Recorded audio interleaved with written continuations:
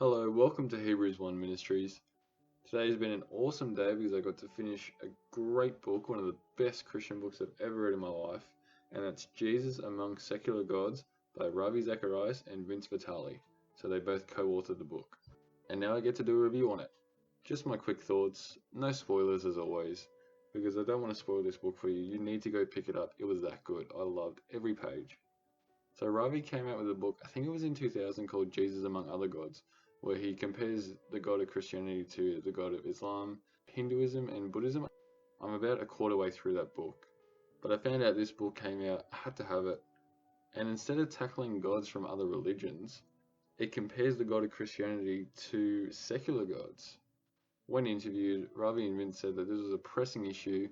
Christianity is seen as more and more irrelevant each day because people are flocking to the isms. So a not so recent one, atheism, but we've got scientism, pluralism, humanism, relativism, and hedonism. So I'm thinking to give you a quick outline of the book, touch on each chapter, and just generally tell you guys why I love this book. So the first chapter really sets up the why. And what I mean by that is Ravi Zacharias loves asking questions about Christianity and religion in general. And he loves it when people ask questions too.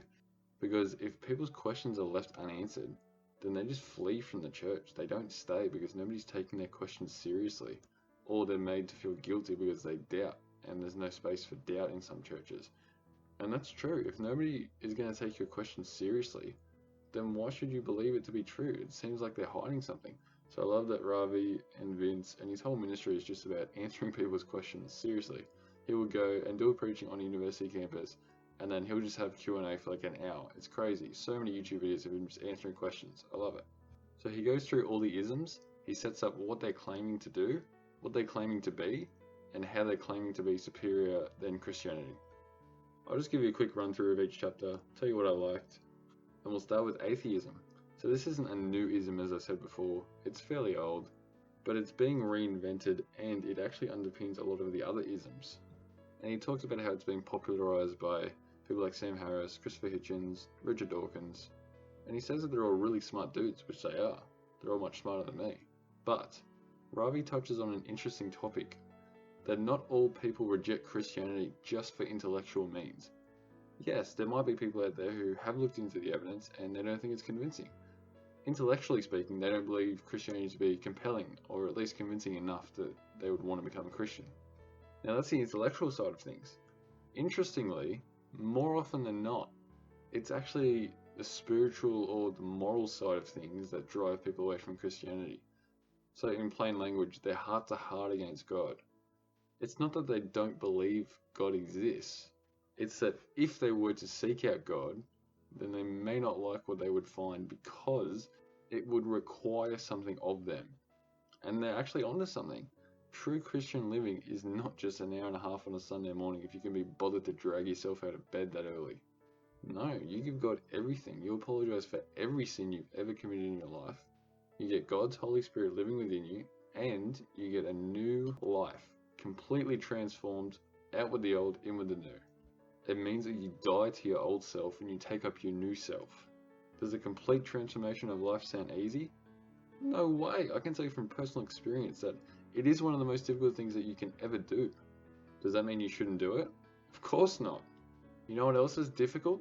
A uni degree, a full-time job, a successful career, raising a family, writing a book. These are all incredibly difficult things to do well. Anybody who has accomplished these things successfully, do you think they regret it? You think any author has regretted writing a good book or a bestseller? You think someone who's had a successful career as a doctor has said, gee, I really wish I just hadn't done that and just stayed at home all day and watched TV? Of course not, that's ridiculous. Yes, a Christian life is hard and you're not saved by what you do, but it requires a full transformation of life. Out with the old self, in with the new.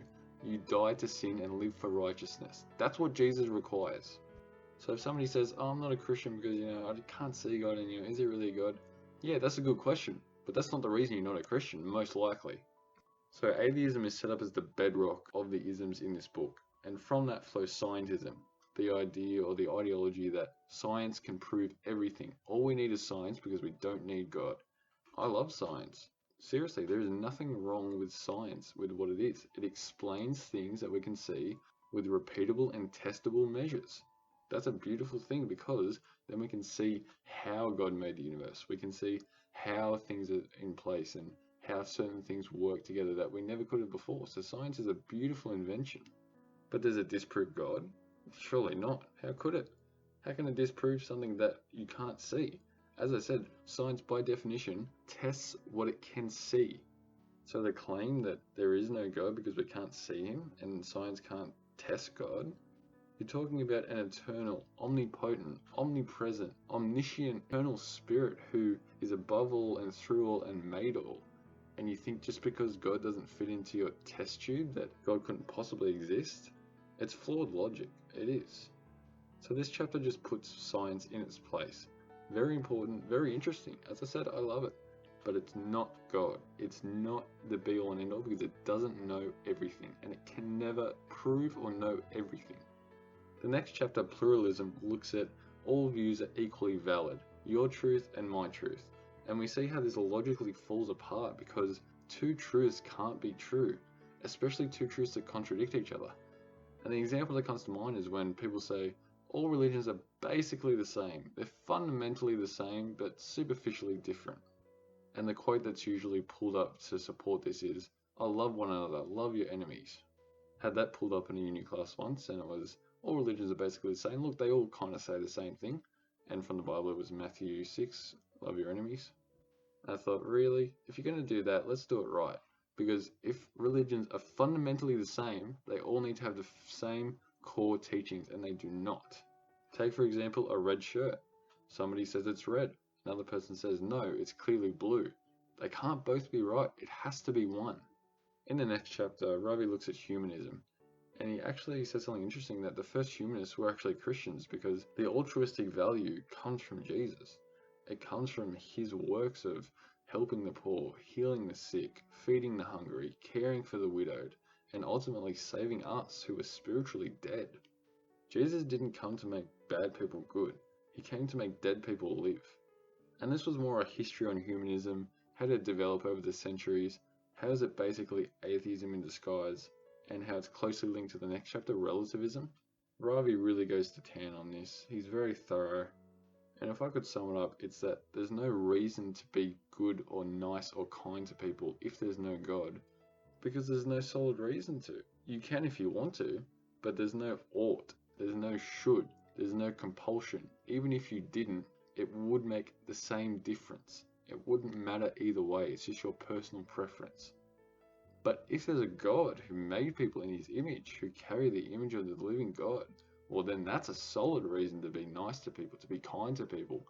And it's not merely about being nice to people, it's about going above and beyond that, to give people their biggest and greatest need, the gospel. And we see this in Jesus' ministry because he came to seek and save the lost. He didn't come to be nice to a few people and get on people's good side. No, there were times where he rebuked people, and rightfully so. Jesus came to tell us that our greatest need is for forgiveness from God and relationship with him. And the next chapter, relativism, is closely linked to humanism, as I said. Relativism says all truth is relative. So your truth is relative to you, and my truth is relative to me, and all the people throughout history who've had their truth, that was true for them. So find your truth. This is built upon the assumption that there is no absolute truth. So people can just pick and choose their truth, and it doesn't even matter if it makes sense or just whatever works for you. Now, is that true? Because the statement, there is no absolute truth, is a claim to absolute truth. So if it includes itself and says there is no absolute truth, it's not true. But if it excludes itself, saying that there is no absolute truth and that's an absolute truth, then it contradicts itself either way, whether you include it in the statement or exclude it. They just make a rod for their own back. And there's no one better than Ravi to pull apart their philosophical house of cards. Sure, it looks elaborate, it sounds good, but as soon as a slight wind comes over, it all comes crashing down. It's got no solid base, no strong foundation. It has no roots anchoring it to anything outside of itself.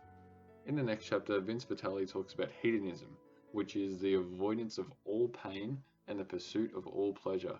And he talks about how this is a really selfish, harmful, dangerous ideology that has hurt a lot of people.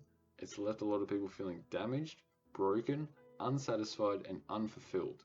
The pursuit of pleasure is good, and it's a good gift from God, but in its proper place, it is not God. So what this chapter is trying to say is that if you just pursue pleasure, especially in the area of relationships, you are just going to hurt the person you're in a relationship with. You're going to damage them, and you are not valuing them as a human because they're just seen as a means to an end of your pleasure. And this is horrible. Nobody wants to be treated like that. And even if you successfully achieve hedonism, are you really going to be happy? No, you're going to be left unfulfilled at the end of your life.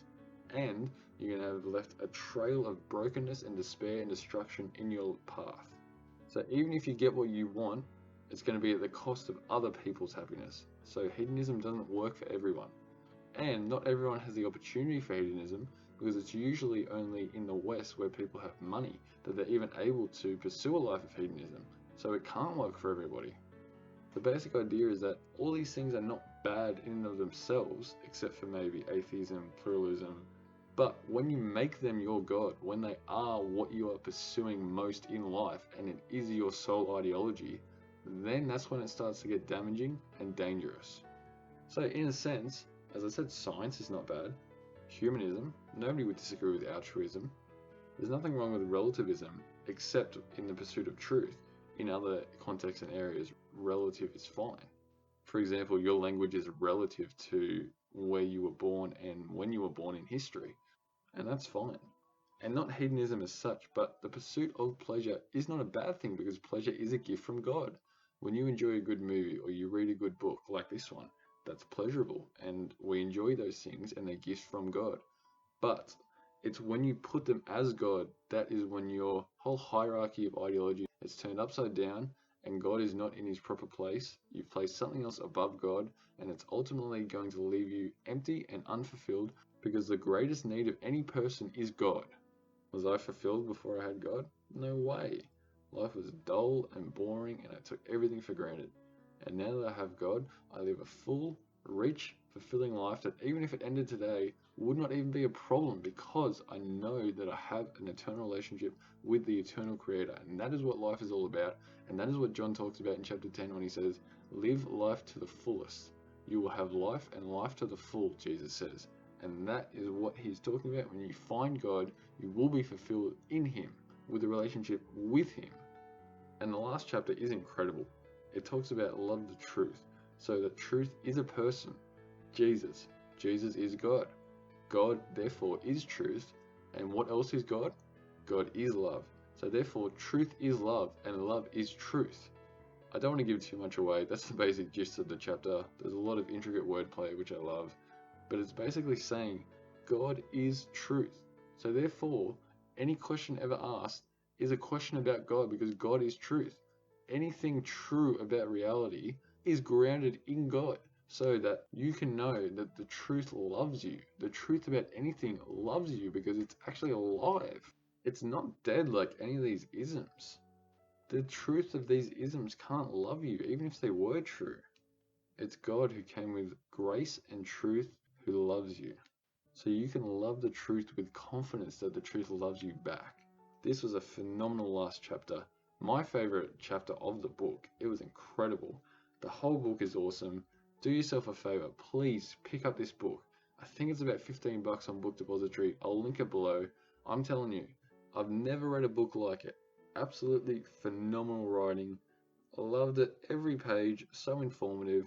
I know a lot more now so that I'm able to engage in discourse and discussion so that we can actually have disagreements with people, but we can be respectful and try and find a conclusion and always think that the other person has something that you don't know, because they do. They know something that you don't know. So let's be polite, let's be gentle, let's be loving, and let's engage in this really important conversation and not shy away from it, because it needs to be had, and that's why this book was written. All the isms, they're only going to get bigger, and that's not necessarily a problem if we know how to engage in intelligent discourse with them. So I thank God for Ravi, Zacharias, Vitale, incredibly intelligent people, and they've used it to serve him. They've used their gifts and their talents to serve God back. They gave it back to him, and they said, what can I do for you, God? And this book is a result of that. Jesus among secular gods, the countercultural claims of Christ.